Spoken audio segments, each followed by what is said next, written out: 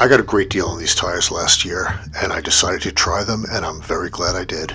They've been fantastic in every situation. This is what they look like after 5,000 miles of use. And to put that into some context, here's footage from our last trip out to Utah, where we used them as we usually do, and ended up having to turn around on a trail when it got to be a little too much for us.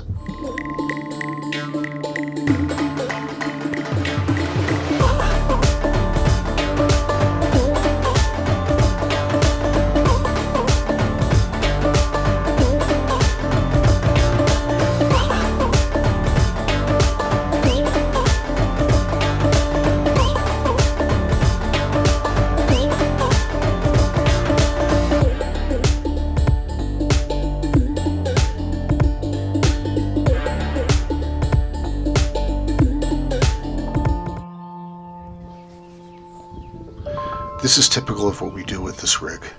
We just drove a few hundred miles on the highway, and now we're on a dirt road leading to a hiking trailhead. This is Cave Towers in Bears Ears National Monument.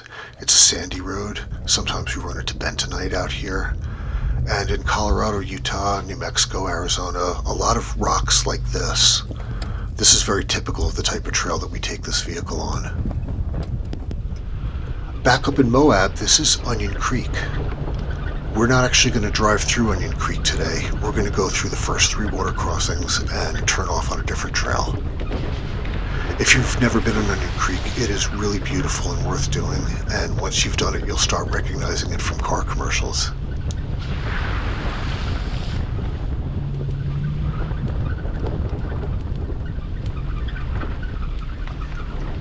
Alright, that's our turn right there, and you can see at this point there's a lot of tire tracks, but that changes pretty quickly. It's rougher than Onion Creek right away, and the camera doesn't always give perspective on how big things are. The first set of ruts here are about 10 to 12 inches deep. And watch this rock, the big one going across on the driver's side. Listen.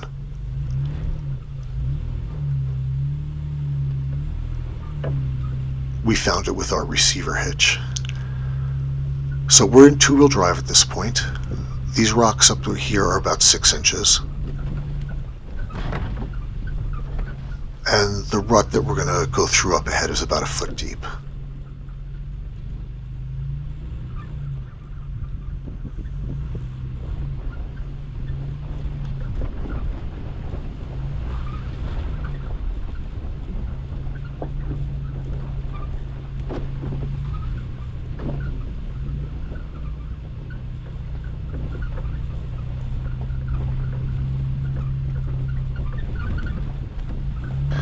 This road leads to a decommissioned fracking pad.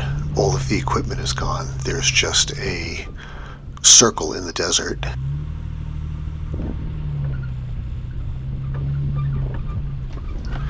Here we're going to stay to the right because if we put a tire into each rut, then that high center will be underneath our rear differential, and there's that little ledge right there on the left. Coming up here, we're going to go high and right, but not as high as other people have gone, just enough to stay out of the loose rut over there. If we were in 4-wheel drive, we'd probably just roll right through it. The end of the 2-wheel drive section is coming right up ahead. If you look in front of the passenger tire, there's going to be a muddy rut that's got tire tracks in it, and that's what hangs us up.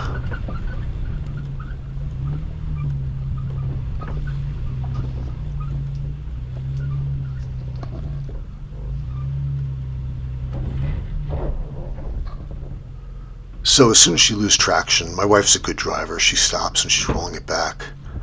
But you can hear we're hitting stuff, so I'm going to jump out and spot it. To give some perspective on the size of things, I'm 5'11", so you can judge the size of the rocks and the climbs from there. And we're just going to do a different line.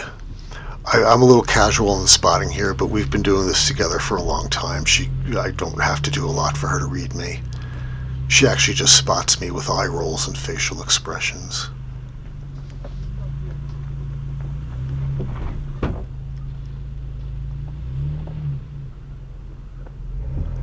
Well, here is the same obstacle from the backward view.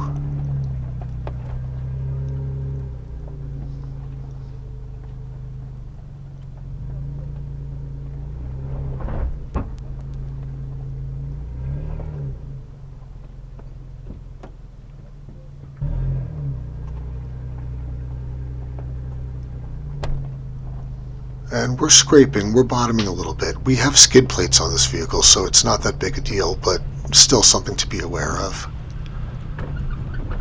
There's a lot less tire tracks at this point too. I think a lot of people turned around at that point.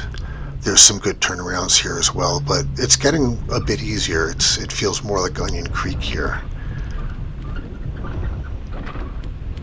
Honestly, we thought this road was going to be the same difficulty as Onion Creek, but it's turning out to be a bit more. And if we get too far in over our heads, that's the hike back. And actually, that's just a hike to Highway 128. There's nothing there. You're just at a highway then. The reason I'm saying that is right up here is where we decide we can't go any further. This hill, if you look at it, you can see the ground to the left in this hill. It's maybe 10-15 degrees. It's not a tremendous uphill, but it's significant. And it's very loose, and these rocks are pretty big. So what we're doing is she's going to wait there, and I'm going to run up ahead and see what we're getting ourselves into. Right here I'm going left because there's actually a pretty significant hole on the right. And then up here we'd have to put the passenger tires up on the right, and it would be slippy down on the left side too. All of this is doable, but then once we get to the top of the hill, what's waiting for us? As it turns out, it was very rutted, very rocky, and just a little bit more than we wanted to get into for the day. I'll let me tell you. I hate to say it, I think we should have brought the Jeep. I don't think we should do this in this vehicle. I don't want to break anything, I don't want to get stuck.